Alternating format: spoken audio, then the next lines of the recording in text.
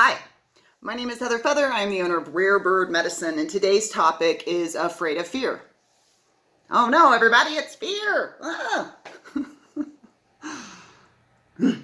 Something I have been working to say more and more in the past 6 months to a year, because it awakened in my consciousness around the topic of fear, is that this teacher has always been here. This teacher has always been here. Have asked before, will ask again, hopefully, and I'm asking again now. Can anyone point to me the day, the year, the timeline here at Earth School where we didn't have fear, where we didn't have false evidence appearing real, shadow-based teacher? Can you show me the moments where humanity didn't have lies, deceitfulness, manipulation, rape, serial killers, murderers, assault, bullies? Like, where, let's just take a look. Whoop, whoop, whoop, whoop. Where's the day in all of the play we've done down here where that wasn't one of the characters on the stage? It's always been here. Shadow teachers always been a part of a dualistic realm. In order to have a dichotomy, you are natural, neutral love. In order to have a dichotomy, in order to have a polarization, in order to have duality, in order to have a split, we create something called false evidence appearing real. And that fear-based shadow teacher creates a dualistic nature in which your neutral nature of love now becomes good and fear now becomes bad. I don't see how an illusion can be bad. How can a hologram be bad, everybody? Just a hologram. A movie, a play is not bad. We don't walk away weeping for the characters that died there, for the characters that were hurted. Hurted? Bless me. Hurted. But we don't weep for the characters of a play. We don't weep for the characters on TV today. We will weep for our own stories, our own dramas, the stories and dramas of other two-leggeds in the hologram delusion of separation. And we will fear for ourselves, and we will fear for them, and we will fear for the ones that we love. And what that does is that takes false evidence and it puts it in the temple room, in the temple chair of one's mental kingdom. So that causes the mind to then become divided, because what you are is natural, neutral love. And when you place fear in your temple room, what now has happened is you've created duality. You've created a split mind. And so I just went to my second barbershop, because the first barber did not do well. Second barber also did not do well. Bless them. Bless you. It's called follow instructions, hairdressers. Not rocket science. But, I got mad. I was like, oh, why have I paid for 2 haircuts? And you can't, this is a 1, hard line. You took this to a 0, you didn't do a hard line. This is your job. You understand words? I don't know what's happening here. But that's okay, because what happened is I wanted for a minute to get mad. I wanted for a minute to get mad. Why was I mad? Because I wanted to get scared that the universe doesn't deliver what I want, that the universe is a cruel universe. Somewhere in there's this idea that I don't, when I go to get something, it's not given to me in the form that I asked for. No one is strange enough to understand what I'm asking. No, I need the strange one. But these are just stories. They're all stories. Everything you're saying is a story. So the question is, how much in your storyline are you going to let fear rule your temple, rule your mind? So, I recognize that. I was like, came home and was like, how long am I going to be upset about this? And I was like, let's stop now. Okay, this is what happened. Hair grows. Also, I'm not the flesh costume. It's going to rot off the bone. Do I really care? No, I don't even care that much. I'm just finding things to feel fussy about. Ooh, what a great way to spend the day. Goofball. So what I'm going to always work to do is to realign my mind to the truth. And the truth is I am neutral, natural love. And when I choose to engage fear, then I create polarity down here. And then I become divided. And then I become split in my essence. So how do we deal with fear? The thing is that if you are running from fear, if you are afraid of something, usually that fear is loss. If you are running, loss of separation. I've separated from my partner. I've separated from my friends. I've separated from what I wanted. I've separated from what I wanted to have. I didn't get. They died. Usually when we are running from fear, false evidence appearing real, because nothing can separate down here, because energy cannot be created nor destroyed, and everything is fundamentally made of energy. The way that we come back to the singular mind, or many philosophies have talked about the Trinity, the way we come back to the centerpiece or neutrality in the duality, is to face it. Turn around and face it. If you are constantly running from fear, guess what? You are habitually being chased. That's a weird way to choose to live. Trust, I've spent many years running from fear. I was just like, that's crazy down here. Because I had a lot of faith and a lot of love and a lot of belief in the two-leggeds. And I didn't understand that Shadow Teacher was one of the things available to me down here. And I didn't understand the magnitude of its presence, this false evidence appearing real. Now, what Madre Ayahuasca taught me is that fear is a clay snake. She said, I'm going to show you fear. I thought, and she did. She sure did. There was a black hole that opened down underneath me. And from that black hole, and I could see deep into this blackness, this slight light casting at the depth and the magnitude of that blackness. I felt something slithering up towards me, and I felt it slithering with a rapidity. And I could feel the anxiety. I could feel the fear overwhelm me as I faced fear. There was nowhere to run because Madre Ayahuasca was here, and she's going to show me how fun. So here it comes, fear.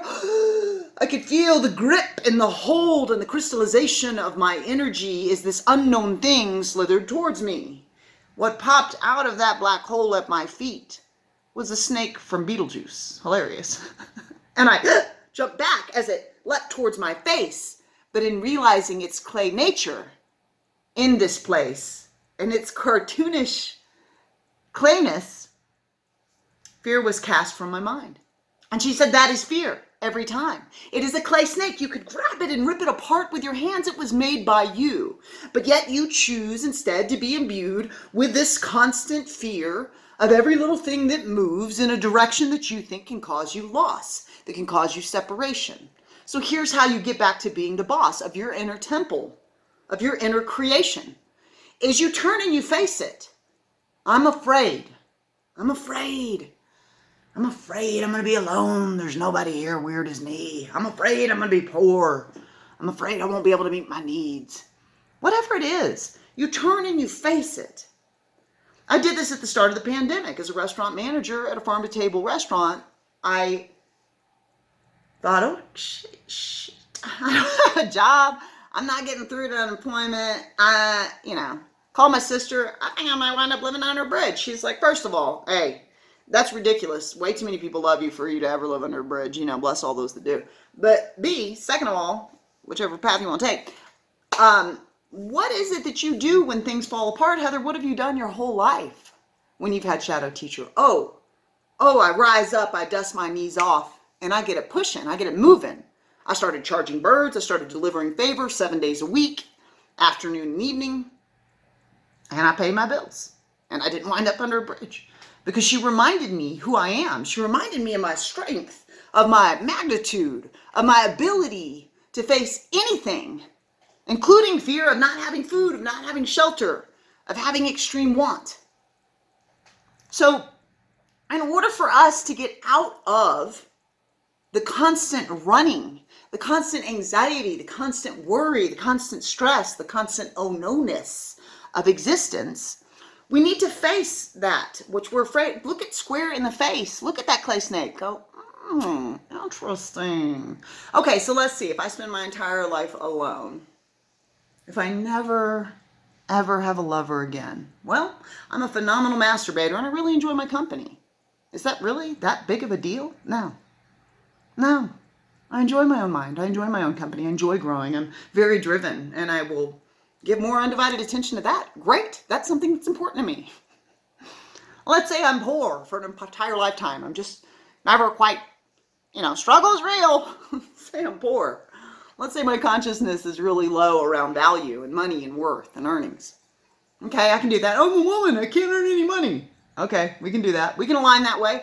That multiverse is available to me each and every day. It's in the collective consciousness. It's an easy thought to grab. Okay. Hey, guess what, Heather? There have been poor people forever here at our school. So what? So what? You live until you die. Everyone lives until they die. Like, what is the real threat? What is it that we're running from? What is it that we're so afraid of? Why are we so worrisome? Why are we so anxious? Why are we so stressed? Because we believe in separation. We believe that we cannot be blessed. So let us count all of our blessings. Let us count all of our blessings. Do you know that I have two eyes? I can focus on this prize, or I can focus on how I have to use glasses and I have macular degeneration because I've stared at the sun my whole life. Or I can be like, oh my God, I have two eyes that can see. And I'm blessed enough to have specs in front of them to ensure that they align with the perfect frequency of my capacity to take in that which I look upon. What a gift. What a gift. There are so many blessings. Your cellular world and the way that it works and operates for you each and every day. Your opportunity to sleep and to go to dreamland and to get away from whatever troublesome thought that you had this day. There are a million things to be grateful for, from the clouds to the leaves on a tree and the way they move in the wind. But we can, if we so choose, have our problems. We can believe in that, in this endless separation, in this endless need to run. But don't you find it exhausting? Don't you find it exhausting to allow fear to be in your temple room all the time because you're afraid to be afraid? Look it in the face. All right, fear. Okay, I'm really scared about this. Well, what would that mean? I'm really scared if I'm a woman and I go to my car at night that I'm going to get raped or murdered. Well, I've already been raped. So if that happens again, all those other times didn't destroy me. So, and I'm probably a little bit more kicky, punchy, bitey by this point. So what? You know what I mean? Like, so what? Now what? Am I going to walk to my car in fear all the time?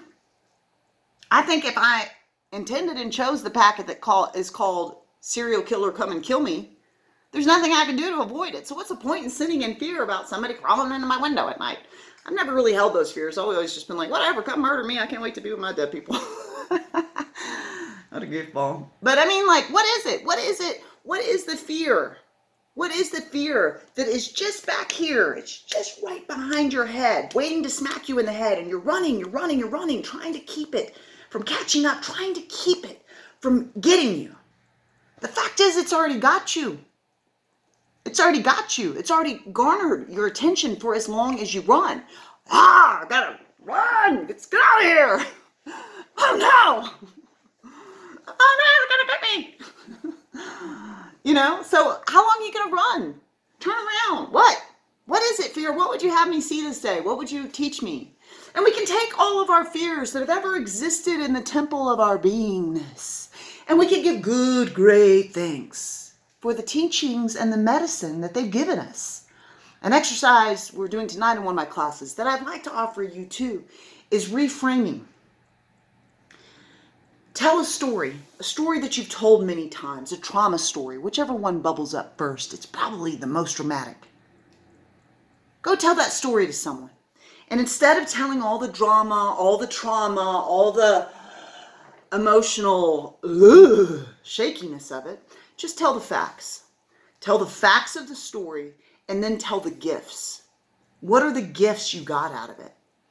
My mom dying, I'd say, is one of the hardest things. I think it is potentially, maybe rape. I don't know. That's a close line. They were both pretty tough. But it is one of the hardest things I've ever had to face. Now, what I can tell you is she died. Her car was hit by a truck. It took 3 attempts with the jaws of life to get her out. She spent 10 days in the hospital. A blood clot in her leg went into her lungs and she died.